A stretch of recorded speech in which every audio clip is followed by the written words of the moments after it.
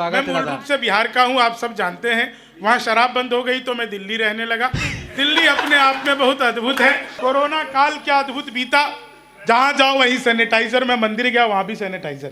मैंने चंद्रामृत समझकर चाट लिया। एल्कोहल का टेस्ट आया, मैंने कहा 2-4 बार और दो। बोला भैया बिहारी हो क्या? मैंने कहा तुम्हें कैसे पता? बोले नहीं तुम्हारे यहाँ बंद हो गई ना, लोग इसी से काम चला रहे हैं। हेलो फ्रेंड्स, नमस्कार। आप लोगों का बहुत बहुत स्वागत है एनसीआर हलचल में। फ्रेंड्स, जैसा कि अभी देख पा रहे हैं, अभी हम लोग लेट्स इंस्पायर बिहार के प्रोग्राम में विकास वैभव जी के द्वारा आह्वान पे पूरे भारत से लोग एकत्रित हुए थे भारत मंडपम में। वहाँ पे तमाम तरह के हर मजहब के लोग वहाँ पे एकत्रित हुए थे, हर संगठन लोग एकत्रित हुए थे और वहाँ पे हर व्यक्ति को सम्मानित किया गया। इसके साथ साथ यहाँ पे एक बिहार के जाने माने हास्य कलाकार शंभू जी भी यहाँ पे मौजूद थे और हम लोगों ने उनसे खास बातचीत किया और उन्होंने बातों में अपनी बहुत ही दिलचस्प बातें बताई। आइए सुनते हैं और जानने का प्रयास करते हैं आखिर में इंस्पायर बिहार को इंस्पायर करने के लिए उन्होंने ऐसे क्या मंत्र दिया और कैसे हम लोग प्रेरित कर रहे हैं बिहार के लिए, इन्होंने उसकी मैसेज सुनते हैं। और हाँ, अभी तक यदि आप लोग हमारे चैनल को सब्सक्राइब नहीं किए हैं तो सब्सक्राइब जरूर कर लें, ताकि इस तरह का जो भी हम लोग न्यूज से रिलेटेड अपडेट होती है हम आपको समय समय लेके पहुंचते हैं। आइए हम लोग सुनते हैं शंभू जी को।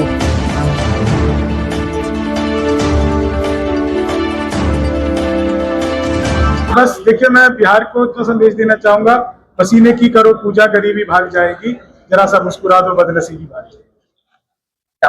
सर, अभी विकसित बिहार को इंस्पायर करने के लिए सर आप क्या मैसेज देना चाहेंगे और किस तरह से प्रेरित कर रहे हैं? मैं देखिए एक चीज कहना चाहूंगा कि बिहार को विकसित होने के लिए सबसे ज्यादा जरूरी है कि संगठित हो। बिहार में हम जाति के नाम पर, हम वर्ग के नाम पर, हम आर्थिक आधार पर, हम जिला के नाम पर बटे हुए हैं। विकसित बिहार के लिए बहुत जरूरी है कि हम संगठित हो। कोई व्यक्ति जो है हमको ये जाति के नाम पर वोट दो, कोई हमको आकर के कि गरीबी के नाम पर वोट दो, आर्थिक आरक्षण के आधार पर वोट दो, इन सब चीजों के ना हमको फंसाए, हम अपनी स्वेच्छा से वोट डाल सकें। और सबसे बड़ी बात यह कि अपने भविष्य को चुनने का अधिकार सिर्फ हमारे पास हो। ये दिल्ली वासी, ये कलकत्ता वासी, ये बॉम्बे वासी, ये लोग ना ये तय करे कि बिहार का बच्चा जो है वो लेबर बनेगा कि आईएएस बनेगा।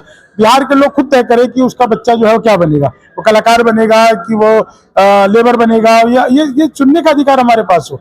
हमारे पास अगर अपॉर्चुनिटी होगी अपने बच्चों को पढ़ाने की, तो ये तय होगा कि भैया वो कितने तक वो स्किल्ड लेबर भी बन सकता है। सर, ये बिहार में जो है आपको जातिवाद के नाम पे सारे जो है बटे हुए हैं, उसको सब संगठित रहने के लिए क्या मैसेज देना चाहेंगे आप?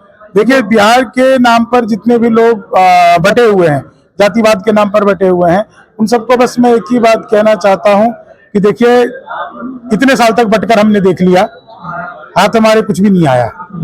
अब थोड़े दिन संगठित होकर के देखिए, क्या पता जो हम चाहते हैं वो हमें मिल जाए। सर, एक सवाल और सर, ये हम जानते हैं कि हम लोग बिहार में जो है, बिहार की धरती जो है सदियों से जो है पूजी जाती है और हर एक जो बहुत बड़े बड़े पे आईपीएस बड़े बड़े अधिकारी लोग बिहार से है। इसके बावजूद भी हम लोग दूसरे स्टेट में यदि आते हैं तो उसको एक अलग नजरिए से बिहारी को देखा जाता है। उसके बारे में बस इसीलिए क्योंकि जो मेहनत हम बिहार से बाहर करते हैं ना, वो बिहार में नहीं करते।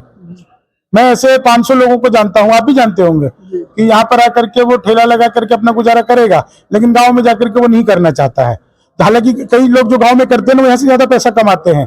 कोई बिल्डर जो है वो बाहर आकर के बिल्डिंग बनाएगा, लेकिन गांव में नहीं करना चाहता है, तो गांव में वही राजमिस्त्री जो होता है, जो अनस्किल्ड होता है, वो वहां पे बिल्डिंग बना रहा है, वो 5 साल 10 साल भी नहीं टिक पा रहा है।